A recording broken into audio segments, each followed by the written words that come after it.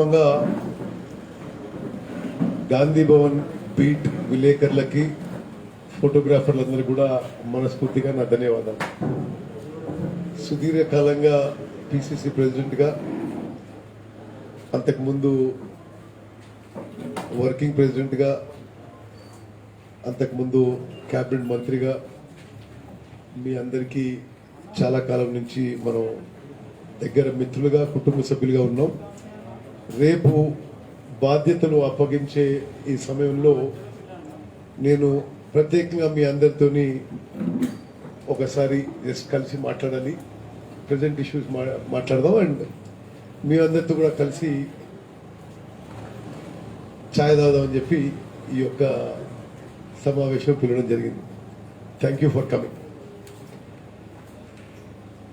గౌరవనీయులు మా అఖిల భారత కాంగ్రెస్ పార్టీ అధ్యక్షురాలు సోనియా గాంధీ గారు కొత్త పిసిసి అధ్యక్షుడిని, 5 వర్కింగ్ ప్రెసిడెంట్స్ని, సీనియర్ ఉపాధ్యక్షులని, chairman and conveners of campaign committee, election management committee and AICC programme implementation committee Telangana రాష్ట్ర కాంగ్రెస్ పార్టీకి మరి నియమించడం జరిగింది. నియమించిన అందరికీ కూడా పేరు పేరున నా శుభాకాంక్షలు, అభినందనలు. ముందుగా నేను మా ఏఐసిసి అధ్యక్షురాలు సోనియా గాంధీ గారికి, మాజీ అధ్యక్షులు రాహుల్ గాంధీ గారికి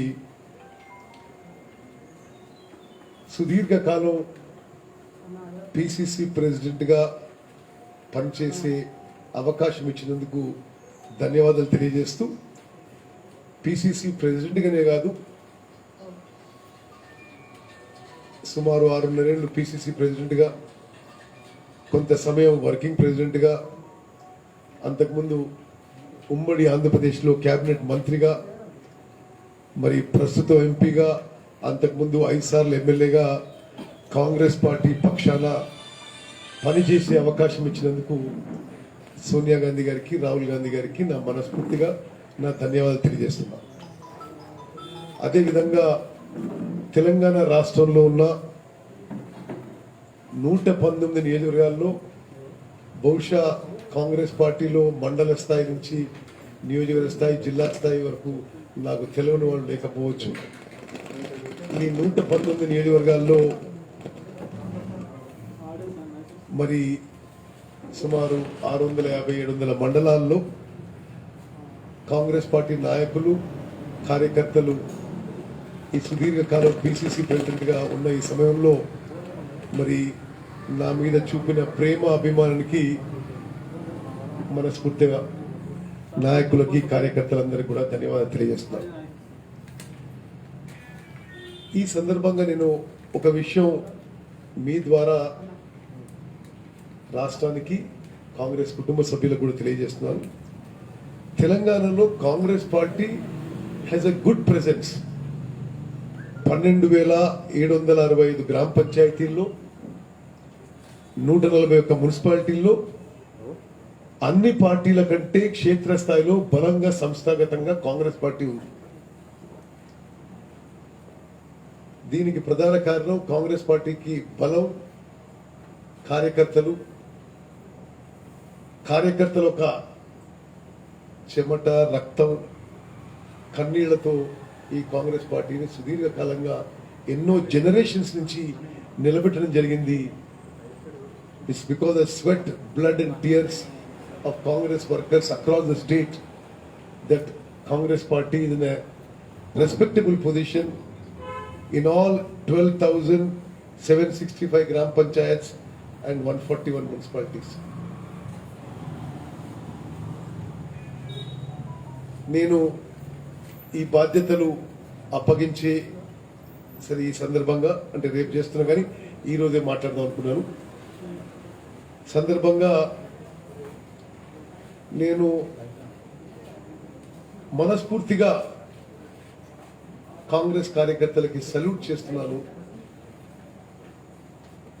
కొన్ని జనరేషన్స్ తరబడి ఎన్నో త్యాగాలు చేసి ఆస్తులు, ప్రాణాలు, అన్ని విధాలుగా వారి త్యాగాలతో కాంగ్రెస్ పార్టీ తెలంగాణలో ఒక స్థాయిలో నిలబడ్డ విషయం ఇది వాస్తవం. I salute all the Congress workers who made huge sacrifices for the Congress party. గతంలో తెలుగుదేశం ప్రభుత్వంలో కానీ ప్రస్తుత టిఆర్ఎస్ ప్రభుత్వంలో కానీ కాంగ్రెస్ పార్టీ నాయకులకి కార్యకర్తలకి ఎంత ఇబ్బంది జరిగినా,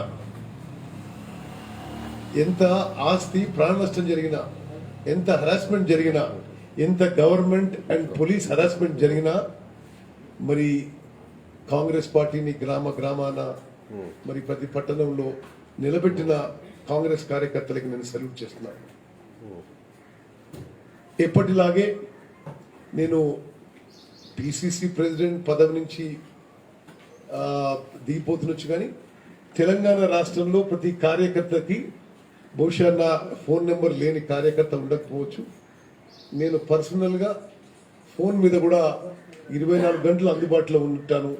ఎవరికి ఏ ఇబ్బంది వచ్చినా మీ ఉత్తమన్న ఎల్లప్పుడూ మీ ఎంబడే ఉంటాడని చెప్పి కూడా మరోసారి నేను భరోసా ఇస్తున్నాను. రేపు నేను 1:30కి ఛార్జ్ హ్యాండ్ ఓవర్ చేసి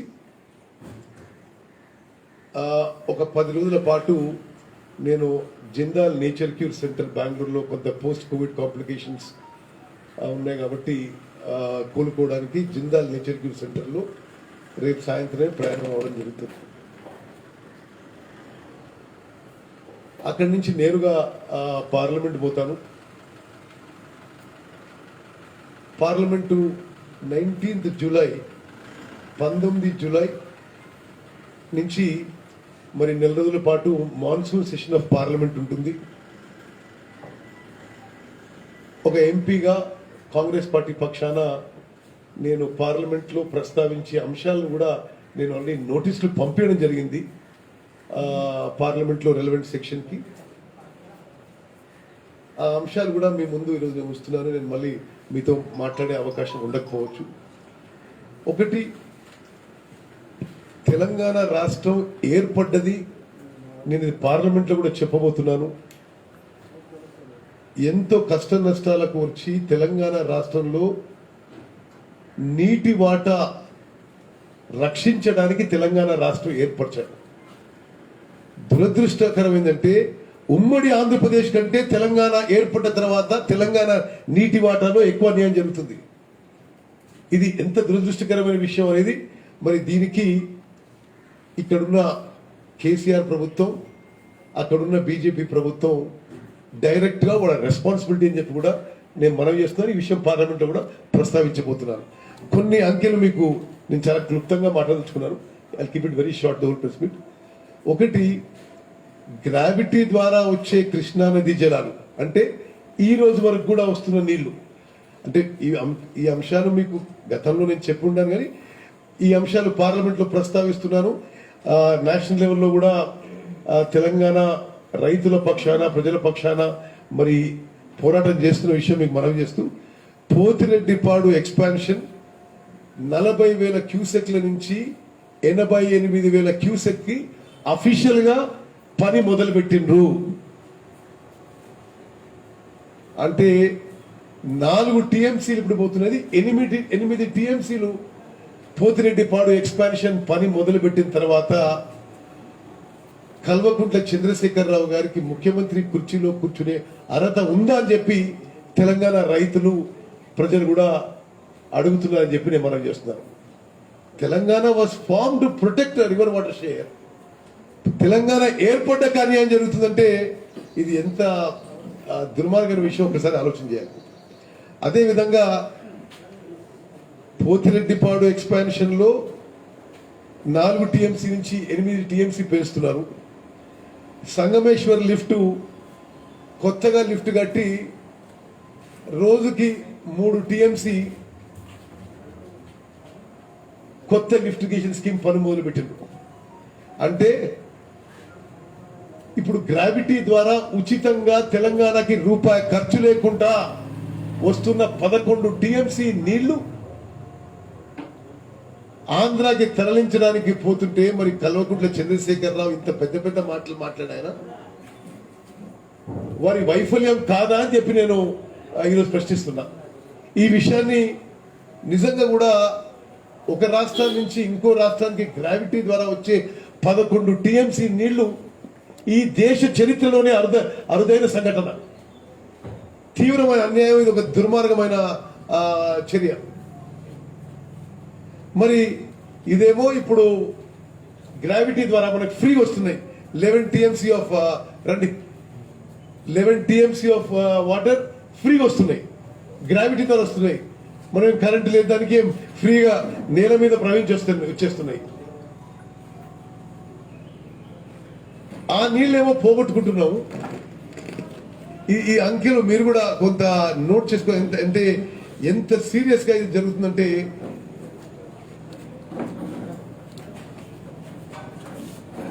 లెవెన్ టీఎంసీ మనకి గ్రావిటీ ద్వారా వచ్చేది పోతున్నది. నాగార్జున సాగర్ కింద ఉన్న లక్షల ఎకరాల ఆయకట్టు ఎడారిగా మారే ప్రమాదం ఉంది. ప్రత్యేకంగా నేను ఆ ప్రాంతానికి ఎంపీగా ఉన్నాను, ముందు ఎమ్మెల్యేగా ఉన్నా, ఇప్పుడు ఎంపీగా ఉన్నా, అదే ప్రాంతానికి ఉన్నా. నాగార్జున సాగర్ ఆయకట్టు ఎడారిగా మారే స్పష్టమైన ప్రమాదం అవపడుతుంది. దీనికి కల్వకుంట్ల చంద్రశేఖరరావు గారి బాధ్యత అని చెప్పి మనం చేస్తాం. అంటే ఎంత నష్టం జరుగుతుందో నీళ్లలో కాదు, నీళ్లతో సహా ఆర్థికంగా మీకు చెప్తున్నా. ఇప్పుడు 11 టీఎంసీ ఆఫ్ వాటర్ మనకి ఫ్రీగా గ్రావిటీగా వచ్చే నీళ్లు ఆంధ్రప్రదేశ్ డైవర్ట్ చేసుకొని తీసుకెళ్తుంటే, మనం కాళేశ్వరం ప్రాజెక్ట్ కి 11 టీఎంసీలు ఉచితంగా వచ్చేది పోతున్నాయి. 3 టీఎంసీల కోసం ఈరోజు 1,18,000 కోట్లు ఖర్చు పెడుతున్నాం. ఆలోచన చేయండి, ఈ 3 టీఎంసీలు రావడానికి క్యాపిటల్ కాస్ట్ 1,18,000 కోట్లు, ఏటా 10,000 కోట్లు. ఇది మొత్తం 3 టీఎంసీ ప్రవహించేనాడు. అంటే మనకి ఫ్రీగా వచ్చే 11 టీఎంసీ మరి ఆపే సమర్థత లేదు. మన కకృతి కోసమో కమిషన్ల కోసమో 3 టీఎంసీల కోసం 1,18,000 కోట్లు మరి ఒకసారి క్యాపిటల్ కాస్ట్. అదేవిధంగా ప్రతి ఏటా మెయింటెనెన్స్ అండ్ ఎలక్ట్రిసిటీ కాస్ట్ 10,000 కోట్లు. తప్పనిసరిగా ఈ విషయాన్ని మరి పార్లమెంట్ లో ప్రస్తావించి తెలంగాణ రైతాంగం పక్షంగా మరి ఢిల్లీలో పెద్ద ఎత్తున ఈ ఇష్యూ టేకప్ చేస్తాను మనం చేస్తాం. ఇటువంటి ఇరిగేషన్ ప్రాజెక్ట్స్ కి, మిషన్ భగీరథకి excessive borrowings of Telangana government కూడా పార్లమెంట్ లో ప్రస్తావిస్తాము. దేశంలోనే ఎక్కువ బారోయింగ్స్ చేస్తున్న రాష్ట్రం తెలంగాణ రాష్ట్రం. ఇప్పుడు అంటే పాపులేషన్ కి కంపేర్ చేసుకుంటే మనం per person debt growth in this 7.5 years is highest in the country. ఇది మీరు అర్థం చేసుకోవాలి. ఎందుకంటే టోటల్ డెట్ కొన్ని రాష్ట్రాలు, మహారాష్ట్రలో ఎక్కువ ఉండొచ్చు, కానీ వాళ్ళ పాపులేషన్ మనకి 2-3 ఉంటుంది. కానీ పర్ పర్సన్ బారోయింగ్ ఈ 7.5 ఏళ్ళలో భారతదేశంలో హైయెస్ట్ బారోయింగ్ తెలంగాణ రాష్ట్రం. మరి ఈ ఎక్సెసివ్ బారోయింగ్స్ విషయము, అది కూడా కమర్షియల్ బారోయింగ్స్ కి రిసార్ట్ అయ్యి very high interest short term loans తీసుకొని మరి ఈ రాష్ట్రంలో ముందు చాలా ఒక ఆర్థికంగా దుర్బల పరిస్థితి తీసుకొస్తున్న విషయం కూడా నేను మీ విలేకరుల మిత్రులకు చెప్పాలి. 15th కమిషన్ ఎన్కే సింగ్ గారి ఆధ్వర్యంలో ఒక కమిషన్ ఏర్పడింది, 15th ఫైనాన్స్ కమిషన్. నేను పార్లమెంట్ కమిటీ మీటింగ్ లో అటెండ్ అయినా. వాళ్ళకు ఒక విషయం కూడా చెప్పిన, ఆ రోజు నేరుగా ప్రభుత్వం బారోయింగే కాదు, వీళ్ళు కార్పొరేషన్స్ పెట్టి, కాళేశ్వరం ఒక కార్పొరేషను, పాలమూరు రంగారెడ్డికి ఒక కార్పొరేషను, భగీరథ ఒక కార్పొరేషను, ఆ కార్పొరేషన్స్ కూడా బారో చేస్తుండ్రు. ఇది మరి ఇటువంటి బారోయింగ్స్ మీరు, is it legal to borrow like this? కేంద్ర ప్రభుత్వం కూడా ఈ విషయం చాలా సీరియస్ గా తీసుకుంది. పార్లమెంట్ కమిటీ డిస్కషన్ అనే విషయం మీకు మనం చేస్తున్నాం. అదేవిధంగా ఈ ఇరిగేషన్ ప్రాజెక్ట్స్ లో చాలా వృధా ఖర్చు, ఎక్సెస్ ఎస్టిమేట్స్ కాస్ట్, 8% కమిషన్ ఈ ప్రభుత్వంలో పెద్ద మనుషులకి అందుతుందనే విషయం కూడా నేను నేరుగా ఆన్ రికార్డ్ అలిగేషన్ చేస్తున్నా. ఇది పార్లమెంట్ లో కూడా ప్రస్తావించబోతున్నా. అదేవిధంగా తెలంగాణ రాష్ట్రానికి సంబంధించిన మరో ముఖ్యమైన అంశం కూడా పార్లమెంట్లో చర్చకి నేను నోటీస్ ఇవ్వడం జరిగింది. అంటే తెలంగాణలోనే కాదు భారతదేశంలో కూడా నిరుద్యోగ సమస్య స్వాతంత్రం తర్వాత ఈ రికార్డు స్థాయిలో ఇప్పుడే హైయెస్ట్ అన్ఎంప్లాయ్మెంట్ పర్సెంటేజ్ మరి ఈ సంవత్సరం అని చెప్పి కూడా మనం చేస్తున్నారు. సరే, భారతదేశం విషయం ప్రస్తావిస్తూ నిరుద్యోగ సమస్య పరిష్కారం చేస్తాము అనే ఏకైక నినాదంలో తెలంగాణ ఏర్పడి మీరు కూడా కొంత స్టడీ చేసి పబ్లిక్ సర్వీస్ కమిషన్ ద్వారా కూడా మీరు ఫిగర్ తెచ్చుకుంటే తెలంగాణ రాష్ట్రం ఏర్పడ్డ నాటి నుంచి ఈ రోజు వరకు కూడా నిరుద్యోగ సమస్య రెట్టింపైంది. సమస్య పరిష్కారం అయితే రెట్టింపైంది. Figures have doubled. అదేవిధంగా 6 నెలల క్రితం 50,000 ఉద్యోగాలు అన్నారు, దాని గురించి దిక్కు లేదు. 5-6 నెలల క్రితం 2-3 రోజుల్లో ఆ 3,016 రూపాయలు మొదలవుతున్నారు, దాని గురించి అడ్రస్ లేదు, దిక్కు లేదు, మాట లేదు. ఈ విషయాలను కూడా ఈ irrigation water loss to Andhra Pradesh విషయం, ఇరిగేషన్ ప్రాజెక్ట్స్ లో కరప్షన్ విషయం, ఎక్సెసివ్ బారోయింగ్ విషయం, అన్ఎంప్లాయ్మెంట్ విషయంలో పార్లమెంట్ కి క్వశ్చన్ అవర్ లో ఇతర రూపాల్లో నేను 19th మొదలయ్యే పార్లమెంట్ సెషన్ లో నా యొక్క లిఖితపూర్వమైన నోటీస్ కూడా ఇవ్వడం జరుగుతుందని చెప్పి మీకు మనం చేస్తాను. Thank you.